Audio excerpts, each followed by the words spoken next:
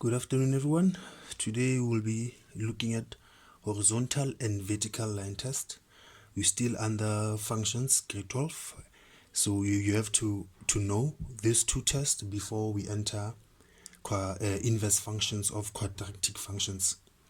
So now, in this section, I'll teach you guys about the horizontal and vertical line test. So what does that mean? A vertical line test is a test we use in maths to prove if a graph is a function or not. A horizontal line test is to prove if that function has an inverse, which is a function or not. Let me give you guys an example. For the vertical line test, what you do is that you draw a vertical line across your given graph. So if that line touches the graph at only one point, let's do it this side also. This one touches the graph here, this one there.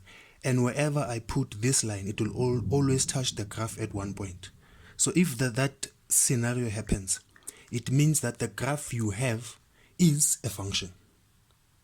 But then, for you to know that the inverse of that graph is a function or not, you have to perform the horizontal line test. Remember, as I said in the previous video, for a function's inverse to be a function also, it has to be a what? A one-to-one relation.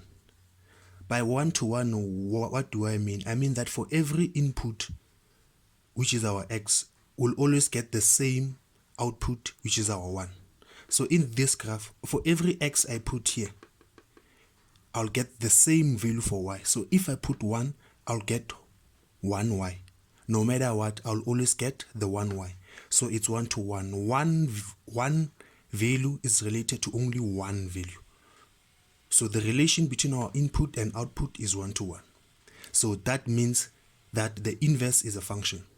But for you to do that graphically, you can use the horizontal line test. The horizontal line test is simply a line you have to draw horizontally across your graphs, horizontally, like this. And then you can see it touches the graph once here. But on this side, if I draw a horizontal line here, it's going to touch the graph where? At 2 points, here and here. So this one touches at 1 point, therefore this one passes the horizontal line test, which means that this inverse is also a function.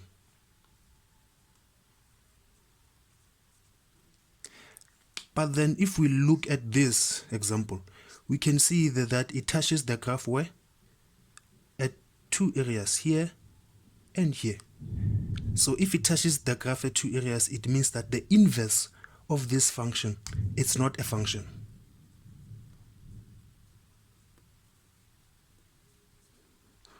Yes, this graph has an inverse, but that inverse is not a function. Why?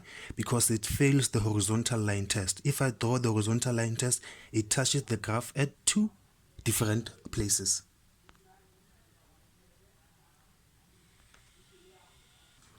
And also, remember in the previous video I said that an inverse is simply a reflection of that graph above the line y is equals to x. So if we were to inverse this function, we were to put a mirror here and then inverse it along the y is equals to x line, you will get something like this.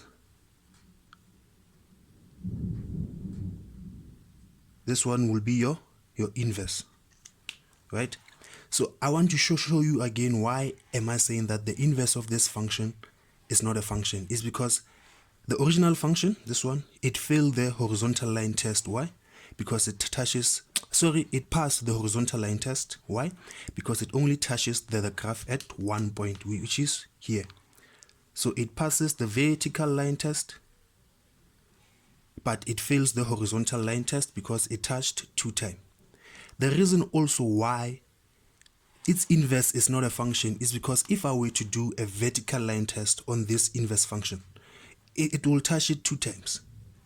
It will touch it here, and it will also touch it here. Which does what? Which means that this inverse fails the what?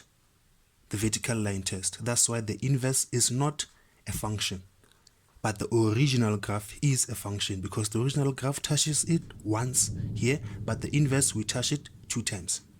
So the inverse of this function is not a function.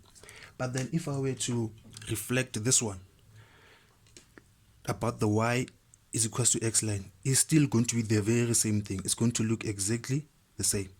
I'll still get these two because it's just what? A reflection.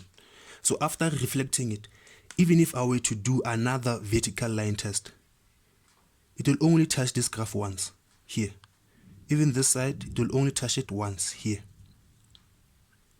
So this shows why a graph might have an inverse, but the inverse does not necessarily mean it's a function.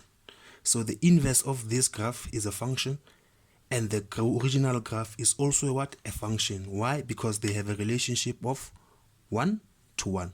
For every 1 input, you get 1 output.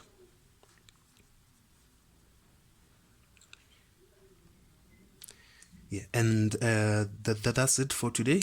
But then please remember this part, because going on forward in functions, quadratic functions, we're going to use the vertical line test and the horizontal line test in order for us to restrict a domain of a graph just like this one, so that we make sure that even its inverse is a function.